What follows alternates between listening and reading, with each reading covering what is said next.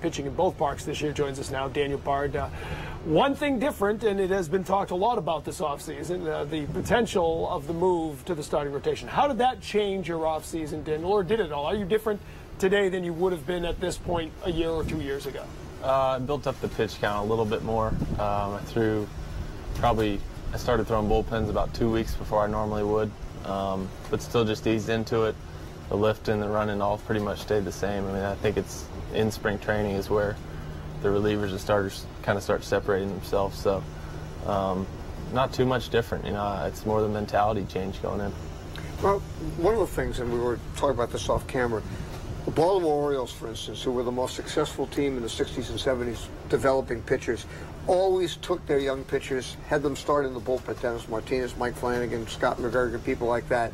And the idea was let them get used to pitching out of jams in the big leagues without high risk so that when they start, they get used to that. Do you think that applies to you? Yeah, I mean, you could say some of my situations were high risk, but other than that, no, I totally agree. I mean, I'm not going to face a situation that I haven't faced before at this level. You know, whether it's bases loaded, no outs, or you know, I've seen almost all the hitters in the league, and for me, it's going to be learning how to stretch myself out. You know, throwing 7 innings instead of 1, and like I said, I think it's going to be a mentality change. You know, it's that first inning that's going to challenge me as much as anything because I haven't had to get ready for that. You know, I'm kind of building up my own adrenaline, so I'm excited about it. It's going to be fun. Seeing batters 2-3 times over the course of a game, how different will that be? It's been a while since you've had to go through that order a second time, a third time, maybe more. Yeah, I mean, I just think the pitches I throw have come so far. I mean, my changeup's come a long way. It's really been underused at this point. You know, I feel like I can sink the ball and cut it a little bit if I need to, and I think I'm going to end up, you know, you're going to see more of all those pitches that really I wasn't forced to use out of the bullpen. Well, Bobby Valentine mentioned that about your changeup, and I just remember when you first went into the bullpen, 2008, you were still looking for a consistent breaking ball. You didn't have that changeup. You didn't throw the two-seamer very much either.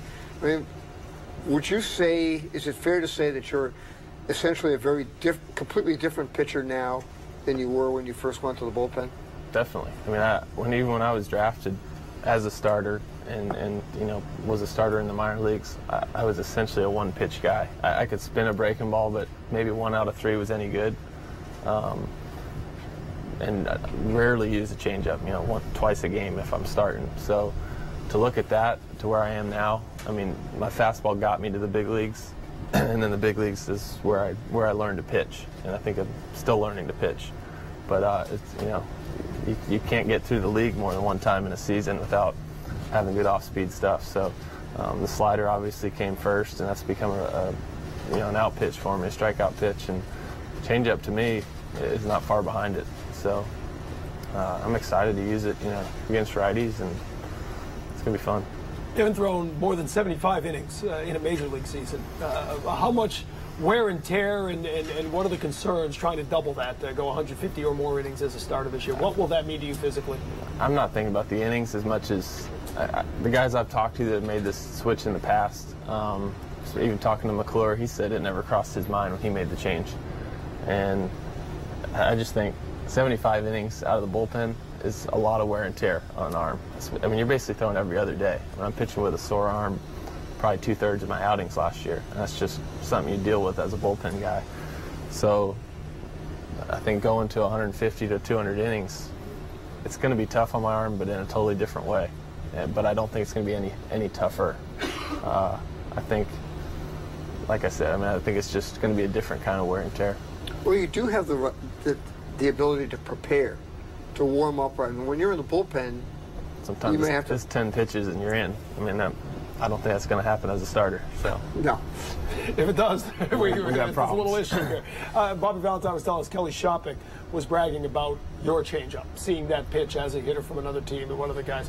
When you hear that from guys you've pitched against, what does that do for your confidence? What does that do when you talk about secondary and third pitches, really, and start to realize what the image of those pitches are from the guys you're facing. Yeah, I mean, it's like I said, I've always had confidence in it. It's one of those things where I haven't thrown it a lot in games to the point where I get a ton of feedback from hitters, you know, from their results. But the catchers are telling me it's good. The coaches standing behind me are telling me it's good. It feels good coming out of my hand, so it must be pretty good. I mean, I'm not just I feel good about it going in.